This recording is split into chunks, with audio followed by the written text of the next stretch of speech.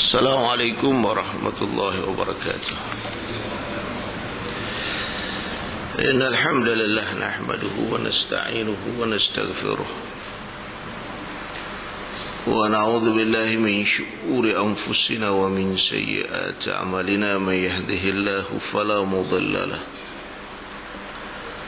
wa may yudlil fala hadiya lahu. Asyhadu an la ilaha illallah wahdahu la syarika lahu wa asyhadu anna Muhammadan abduhu wa rasuluh. Allahumma salli ala Muhammad wa ala alihi wa sahbihi wa sallam, amma ba'd. Muslimin dan muslimat yang dirahmati Allah, InsyaAllah dalam kuliah pada subuh ini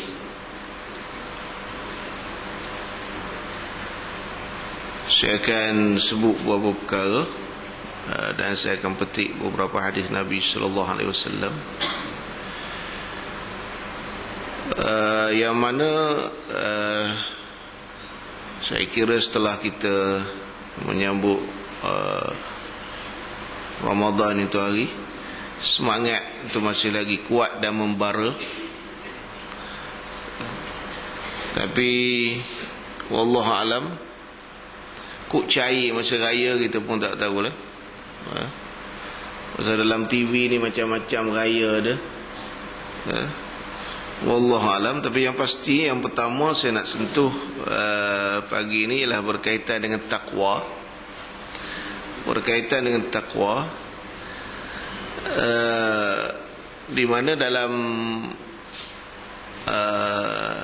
kitab Jundullah Thaqafatan wa Akhlaqa karangan almarhum Said Hawa. Said Hawa ni dia adalah guru kepada Presiden PAS pada hari inilah, Tuan Guru Haji Abdul Hadi Awang, di mana dalam kitabnya ini beliau menyebut ada 4 jalan untuk menghasilkan takwa. Jadi takwa ni penting, kerana kalau kita tengok dari segi asal perkataan at-taqwa ini bukan restoran takwa. Restoran takwa macam-macam ada. At-taqwa ini dia berasal dari perkataan al-wiqayah. Al-wiqayah bermaksud memelihara, menjaga, memelihara, mengawasi. Jadi orang yang bertakwa bermaksud orang yang memelihara, orang yang menjaga, orang yang mengawasi perintah dan larangan Allah. Jadi bila disebut dia ni seorang yang bertakwa, seorang Muslim, seorang Islam yang beriman, yang bertakwa, bermaksud dia seorang Islam yang beriman, yang menjaga perintah dan larangan Allah. Sebab kalau kita buka Al-Quran selepas surah Al-Fatihah, yang kedua surah Al-Baqarah, ayat kedua surah Al-Baqarah, Allah terus menyebut mengenai orang-orang yang bertakwa. Alif Lam Mim, dzalikal kitabul la raiba fi hudal lil muttaqin. Terus Allah sebut mengenai orang-orang yang bertakwa. Jadi pentingnya takwa itu sendiri. Restoran takwa pun penting juga. Penting, tak kena tarik takwa ni susah juga. Macam penagih dadah tak kena dadah ya. Tu balik kampung meroyan, lama tak kena tarik. Balik pula Terengganu tak ada mamak. Alah susah betul nak minum tarik. Minum TO lah, TO itu jelah, nak buat macam mana. Jadi ada 4 jalan untuk menghasilkan takwa ini. Yang pertama yang disebut oleh almarhum Said Hawa, yang telah kita lalui dan kita tempuhi bulan lepas, iaitu melalui puasa Ramadan, melalui Al-Baqarah ayat 183. Ya ayyuhallazina amanu kutiba alaikumusiyam kama kutiba alal ladzina min qablikum la'allakum tattaqun. Mudah-mudahan kamu bertakwa. Jadi puasa Ramadan itu dia menghasilkan takwa. dia menghasilkan takwa. Jadi untuk melihat terhasil ataupun tidak takwa ni yang telah kita yang diperoleh melalui puasa Ramadan ni, kita tengok habis Ramadan ni lah, terhasil ataupun tidak takwa dari puasa Ramadan ni, dia sama macam orang pergi haji Kalau haji dia baik, elok, betul, haji mabrur, maka dia balik haji dia makin baik, makin elok lah. Haji mabrur, jangan haji Malboro sudahlah. Ada saya kuliah kat satu tempat sebelah sana lah. Ini beberapa tahun lepas lah. Dia balik haji, kebetulan masa dia balik haji tu ada konsert Bollywood di Genting. Oh, Bollywood tahu sajalah. Semua nampak. Pusat nampak, apa nampak. Dia balik haji tu, dia naik Genting tu. Dia naik Genting tengok konsert Bollywood bawa balik haji. Jadi haji dia tu wallahualam lah. Malboro ke apa, wallahualam. Jadi takwa yang terhasil melalui puasa Ramadan ni sama macam haji mabrur. Kita boleh tengok, kita boleh rasa kalau ada perubahan pada diri kita. Pasal semasa bulan Ramadan kita sembahyang berjemaah tak tinggalnya, baca Qurannya, bersedekahnya, buat segala kebaikan lah. Jadi kalau takwa tu terhasil dari puasa Ramadan, kita tengok habis Ramadan tu kita lakukan ataupun tidak amalan yang kita lakukan semasa bulan Ramadan. Jadi kalau habis Ramadan kita dah tak buat, bermakna kita hanya dapat lapar dan dahaga. Pasal terang Allah sebut la'allakum tattaqun, mudah-mudahan kamu bertakwa. Jadi kita boleh tengoklah masyarakat kita ni. Bukan kita nak ukur masyarakat kita tengok diri kita sendiri. Tapi saya tengok dah walhasil balik asal itu pasal tak hasil. Siapa menyanyi tu apa? Jamal Abdillah menyanyi tu. Asalnya lagu tu Andrigo, Andrigo nyanyi asalnya. Itu pasal tak hasil, balik asal. Itu yang berlaku masyarakat kita. Jadi itu yang pertama yang telah kita lalui selama sebulan. Mudah-mudahan terhasil takwa. Kemudian ada 3 jalan lagi untuk menghasilkan takwa ni. Yang kedua ialah melalui mentauhidkan Allah. Mentauhidkan Allah. Kita mengesakan Allah, mentauhidkan Allah. Dia berdasarkan Al-Baqarah ayat 21, ya ayuhan nasu ubudu rabbakumul ladzi khalaqakum walladzina min qablikum la'allakum tattaqun. La'allakum tattaqun. Wahai manusia, sembahlah Tuhan kamu ini atas dasar tauhid, yang telah mencipta kamu dan orang-orang sebelum kamu, la'allakum tattaqun, mudah-mudahan kamu bertakwa. Jadi dengan tauhid ini dia menghasilkan takwa. Sebab itu setiasa kita dalami apa dia tauhid rububiyah, apa dia tauhid uluhiyah, apa dia tauhid nama-nama dan sifat-sifat, dan apa sajalah yang berkaitan dengan Allah Subhanahu wa taala. Yang kita rasa dah cukup, dah berpada dengan apa yang kita tahu, setiasa dalami. Ada kalanya kita lupa dan sebagainya, setiasa dalami. Kalau lupa tu kita peringatkan balik. Kalau tak tahu kita tambahkan lagi. Dia boleh menghasilkan takwa. Jadi saya tak jelas banyaklah masalah tauhid. Ini boleh mendalaminya dalam kelas ataupun dalam pengajian akidah ataupun tauhid. Tapi itu jelas disebut oleh Allah Subhanahu wa taala, Al-Baqarah ayat 21. Kemudian yang ketiga, takwa ni boleh terhasil melalui membaca Al-Quran. Membaca Al-Quran. Membaca Al-Quran disertai dengan tadabbur. Tadabbur ni kita memikirkan maksud, makna, tujuan ayat tersebutlah. Jadi kalau tak boleh kita fahami ketika itu, mungkin kita ambil sedikit masa tengok balik dengan pengajian tafsir kita semak balik apa semua dan sebagainya. Ini berdasarkan firman Allah dalam surah Taha ayat 113.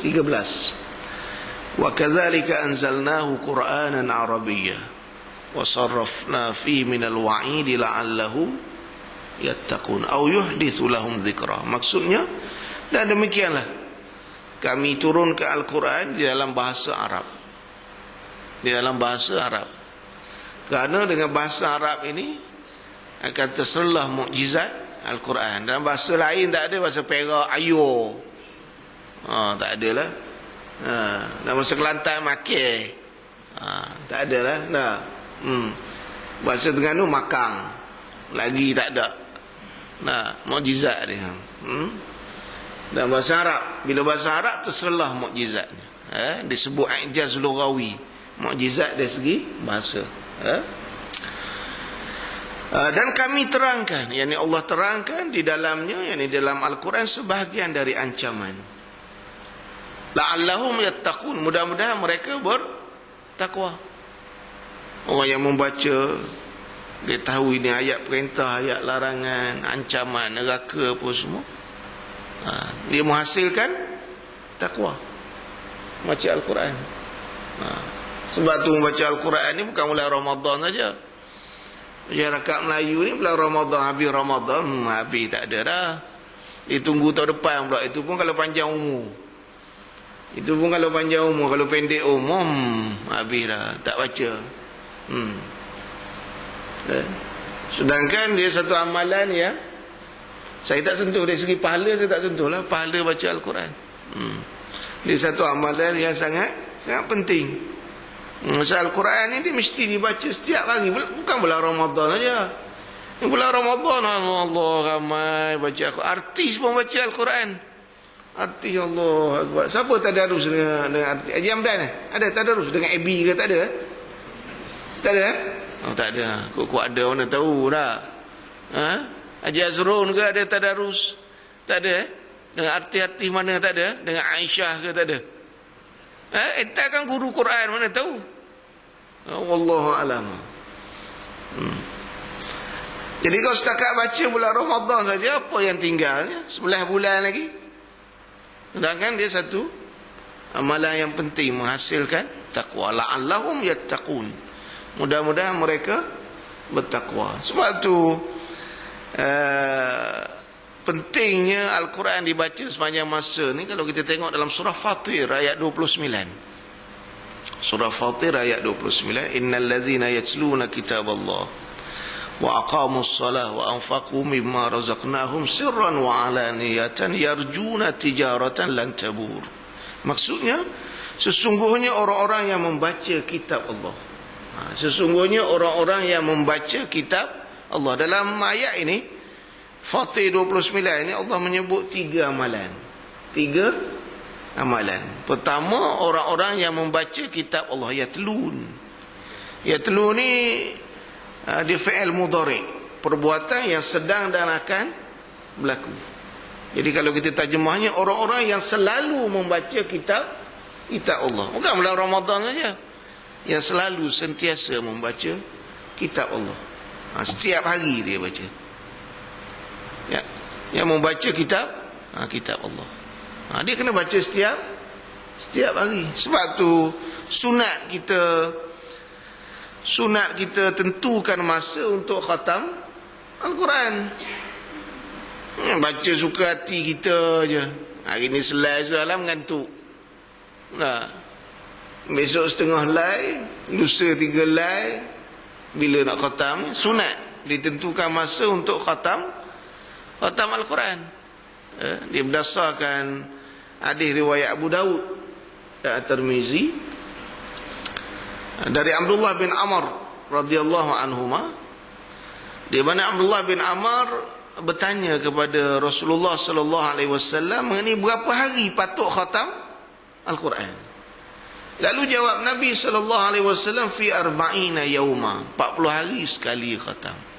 40 hari sekali khatam. 40 hari ni lama, 40 hari ni. Kalau sahabat-sahabat kita yang keluar jemaah tabligh 40 hari ni lama tak? Lama mana pergi si fulan ni? Apa-apa dia keluar Jumaat tabligh 40 hari. 40 hari ni kalau orang lincah macam Haji Hamdan kita, 4 orang boleh kahwin. Boleh ya? 4 orang tak? 10 hari seorang. Kalau lincah lah. Kalau tak lincah macam saya ni, seorang ni lah. Haji Bakar mana? Haji Bakar ada? Ada. Dia tak lincah macam saya tak? 40 hari lama. 40 hari sekali khatam. Kemudian kata Abdullah bin Amr, thumma qala fi syahr. Kemudian Rasulullah sallallahu alaihi wasallam bersabda lagi, kemudian Rasulullah turunkan lagi kepada 30 hari sekali. Sebulan sekali ya. Juzuk sehari ya. Mana perlunya ada satu masa. Kita tetapkan satu masa untuk khatam Al-Quran. Sunatlah, bukan wajib. Ya. Thumma qala fi 20. Kemudian Rasulullah SAW turunkan lagi 20 hari sekali. 20 hari sekali khatam Al-Quran. Thumma qala fi 15. Kemudian Rasulullah SAW turun lagi kepada 15 hari. 15 hari mana 2 juzuk sehari.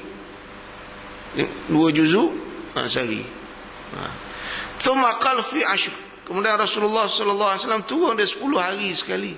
Mana 3 juzuk sehari. Baca star boleh 4 juzuk, 5 juzuk. Star berapa juzuk Buat Elan jangan masuk lah. Berapa puluh lay dia? Ada 40, 50 lay. 50 lebih Mana 5 juzuk lah cik. 5 juzuk sehari dia baca star. Tapi baca star tak mengantuk, pasal star ada gambar. Baca Quran selai. Habis. Itu masalah. Thumma qala fi 7. Kemudian Rasulullah sallallahu alaihi wasallam turunkan lagi 7 hari sekali, seminggu sekali Seminggu sekali. Seminggu sekali Kemudian kalau kita tengok dalam riwayat lain, riwayat Ahmad dan Tirmizi, Rasulullah sallallahu alaihi wasallam turunkan pada 3 hari.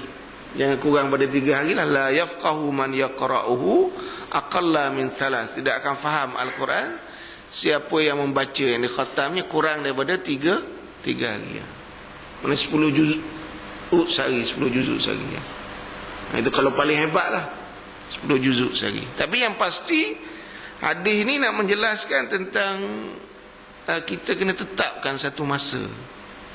Sunat lah, bukan wajib. Jangan kita ambil suka-suka selai sehari, 2 lay sehari, setengah lay sehari.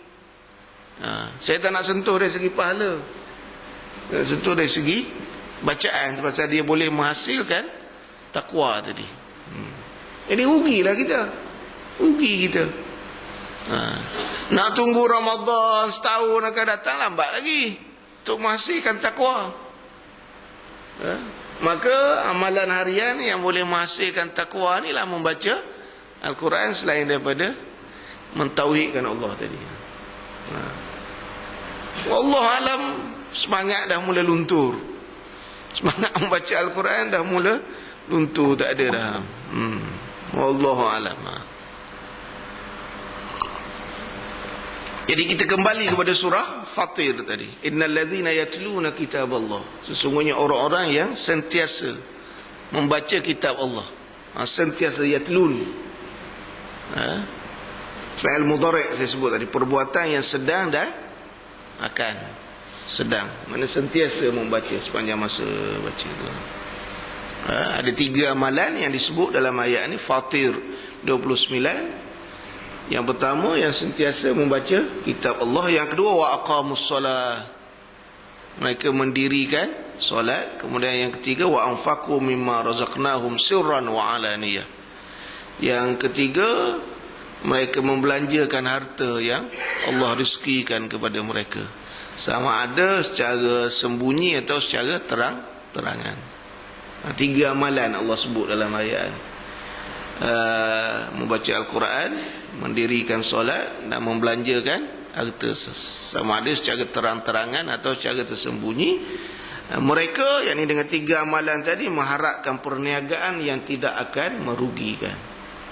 Ini adalah perniagaan yang tidak rugi, kerana confirm dapat pahala yang akan membawa ke syurga.